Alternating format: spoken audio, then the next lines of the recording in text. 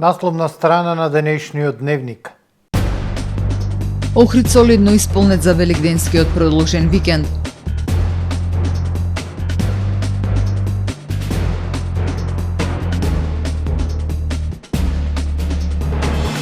Манастирот Свети Науми Плаошник, најбараните разгледи од туристите за Великден.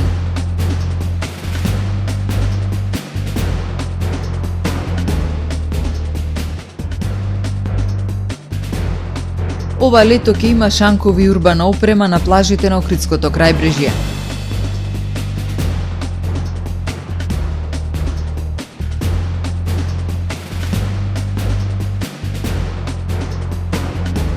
Во февруари општина Охрид издала 13 одобренија за градба.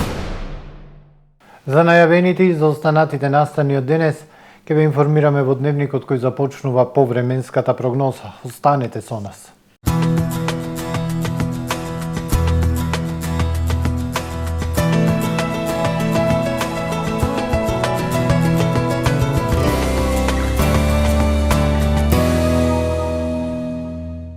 Во Охрид денес времето умерено облачно и нестабилно. Врнежи дожд, пад на температурите со максимални дневни до 13 степени. Попладне врнежите ќе престанат. Доцна попладне и вечерта ќе дојде до намалување на облачноста. Во текот на ноќта кон сабота ќе биде облачно, но свежо.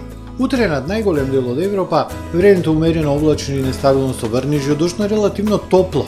Ке има и засилен ветер. Во југозападните и западните делови на стариот континент, како и на крајниот североисток и исток, претежно сончево со појава на локална облачност. Во сабота во северните и централните делови на Балканскиот полуостров умерено облачно и нестабилно време. Ке има врнежи од дожд. Во останатите делови од Балканот умерено облачно со сончеви периоди. Максималните дневни температури од 12 до 20 степени.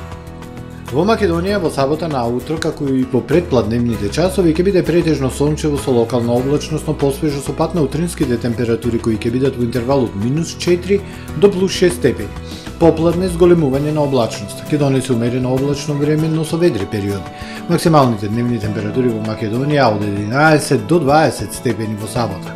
Во Охрид во сабота во утринските и во предпладневните часови ќе биде сончево со локална облачност. Попладне и вечерта зголемена облачност, која ќе донесе умерено облачно време. Минималната температура 2, дневната 14. Во Охрид во недела умерено облачно и нестабилно време. Ќе има врнежи од дожд и пад на температурите. Минималната 5, дневната 14.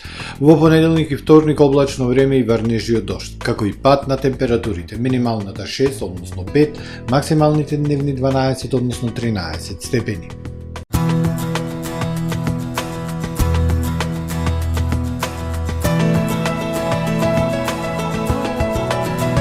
Гледавте Метео на ТВМ во соработка со Трпе Инвест.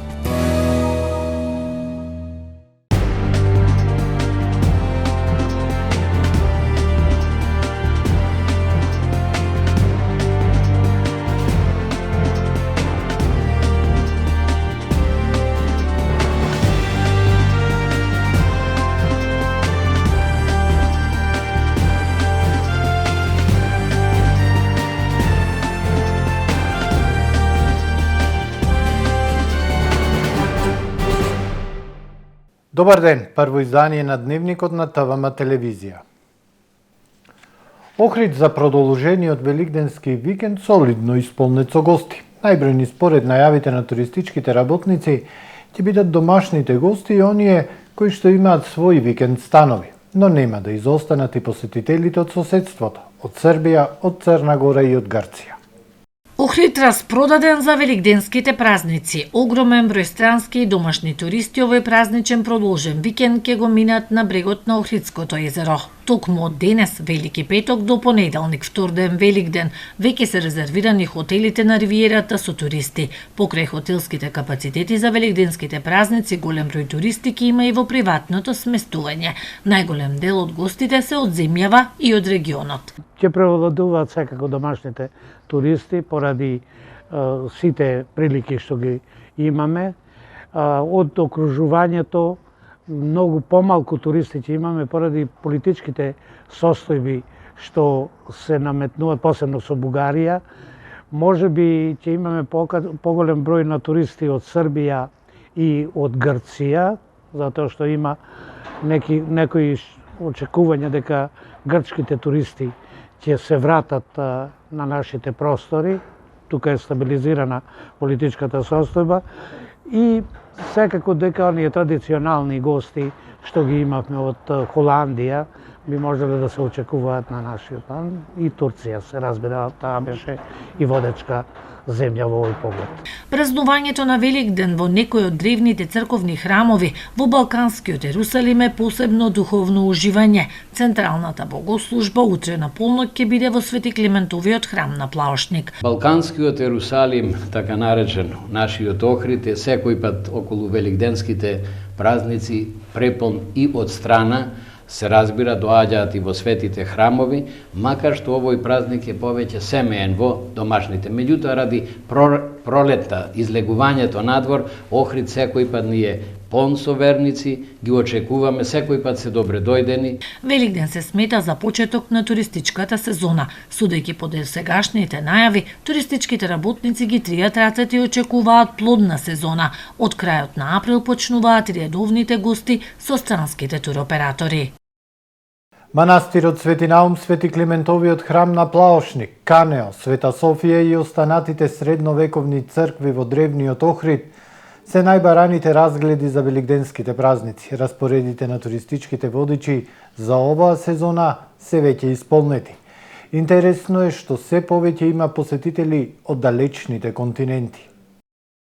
Манастирот Свети Наум, Свети Климентовиот храм на Плаошник, Канео, Света Софија и средновековните цркви во древниот Охрид се најбараните разгледи, кои деновиве ги нудат туристичките водичи. Илјадници туристи ќе го прошетаат стариот дел на градот, ќе вдишат духовност од вековните црковни храмови, а посебна магија се излетите на заливот на Куските во градиште.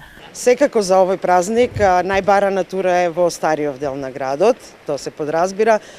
Понатаму следува манастирот Свети Наум, манастирот Калишта во Струга, понатаму во Струга, значи са Свети Ѓорѓија и неодменливото Вевчани.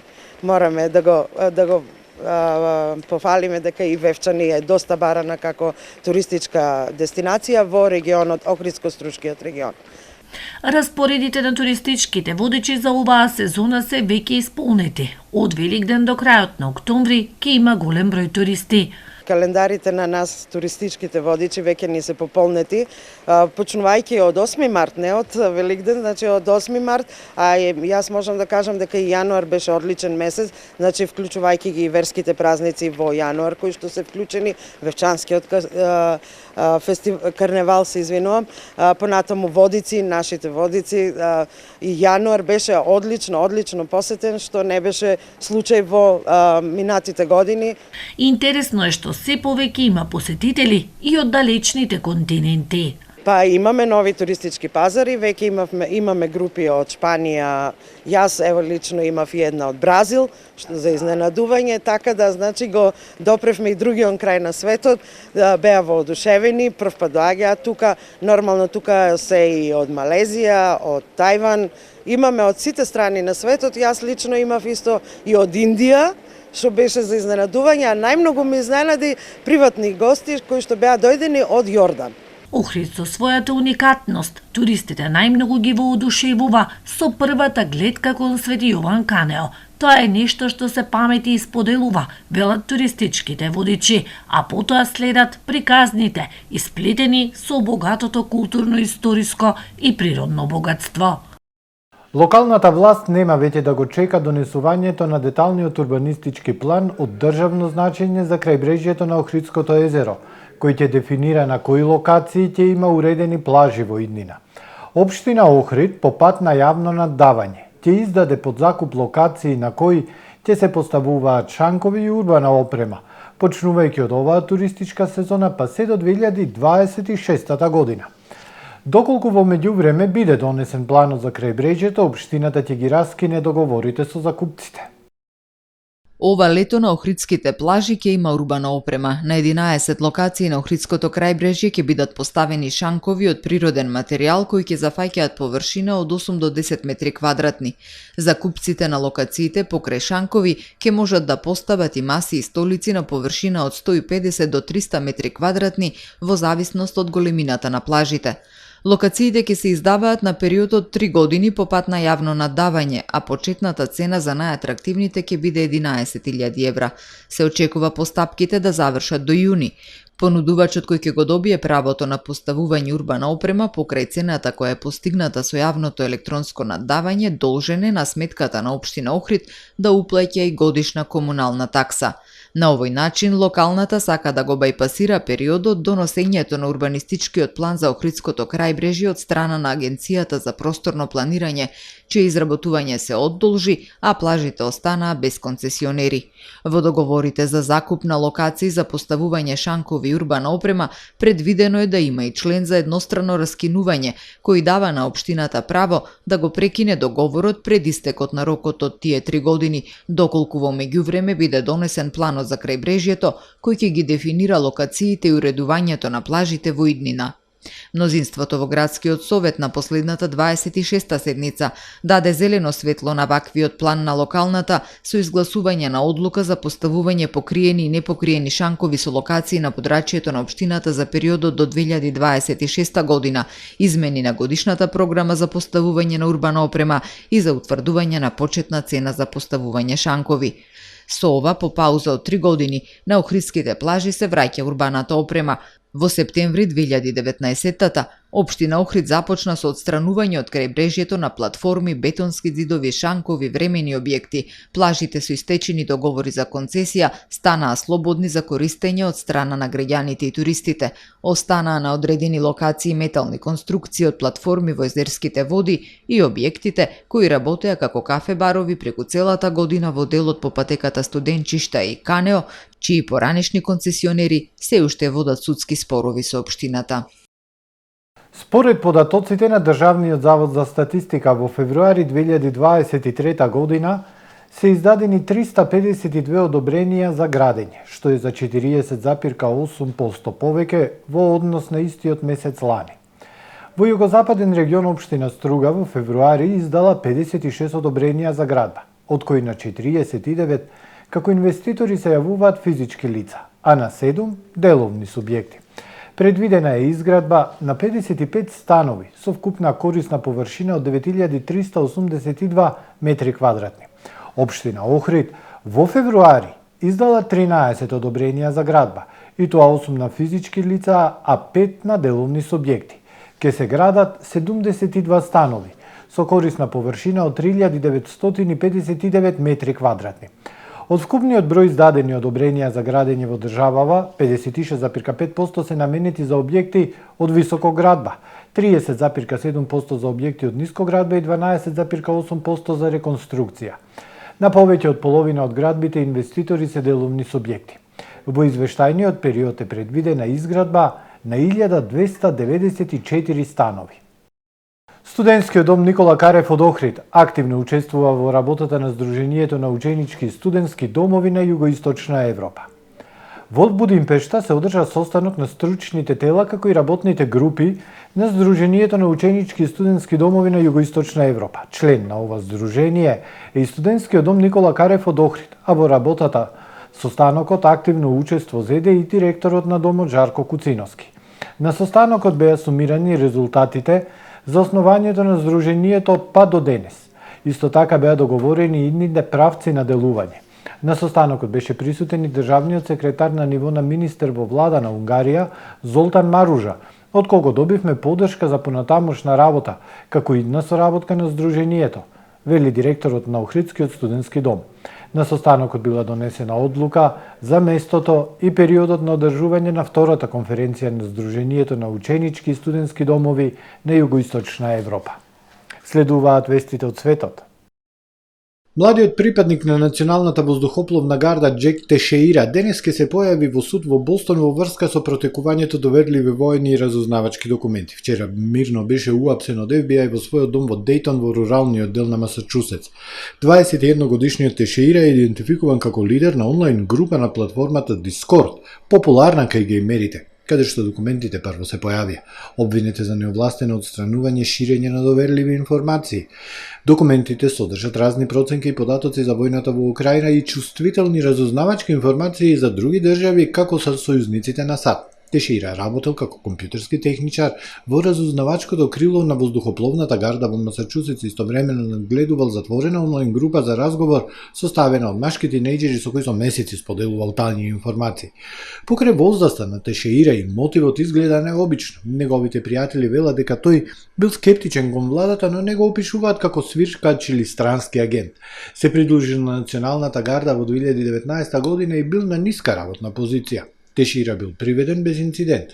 Протекувањето го опиша како намерно кривично дело.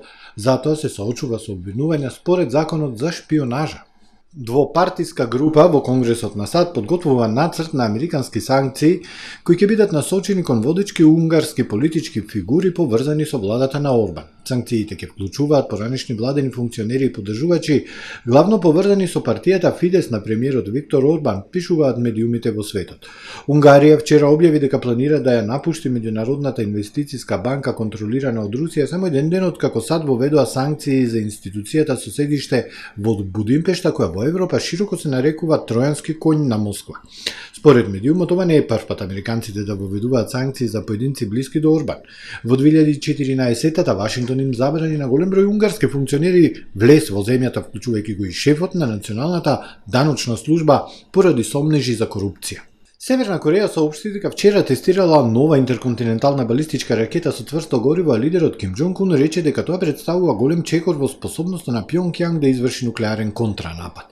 Интерконтиненталната балистичка ракета со цврсто гориво е најмодерниот стандард во светот и може полесно да се преместува и лансира побрзо од ракетите со течно гориво. Ким на промоцијата присуствуваше со својата 10-годишна керка Ким Џу Аe, која се почесто се појавува на официјални настани, пренесуваат медиумите. Војската на Јужна Кореја веднаш соопшти дека верува и Пјонгјанг тестира нова балистичка ракета. Заедничката акција на белгиската и шпанската полиција со помош на Европол разоткри подземна банка која, како што се сомневаат, ја користеле разни криминалци за перење пари заработени од криминални активности, главно трговија со кокаин. Сомнежите се дека низ таа подземна банка поминале најмалку 180 милиони евра, односно дека тие се пари испрани ја користела криминалната група составена од мароканци, шпанци и белгици. Биле активни во Белгија и според Европол имале криминални подружници во Холандија, Шпанија, Јужна Америка и Дубај. Европол наведува дека осомничените развиле специјално дизајниран систем за перење пари за работење шверц на кокаин. Низ пристаништата и аеродромите на ЕУ се шверцувала дрога, а во оваа акција били уапсени 6 лица, 5 во Белгија и 1 во Шпанија. Дополнително запленети биле 3 имоти, 1,2 милиони криптовалути, 50.000 евра, луксузни возила, накид, 23 телефони, банкарски сефови и машина за броење банкноти. Криминалната организација и покрај зголемената интервенција за борба против дрогата, пазарот на нелегални дроги во Европа продолжува да расте, а Белгија стана главно пристаниште за шверцери, пренесуваат светските медиуми. Го завршуваме првото издание на Дневникот на ТВМ. Ви благодарам за довербата. Пријатно!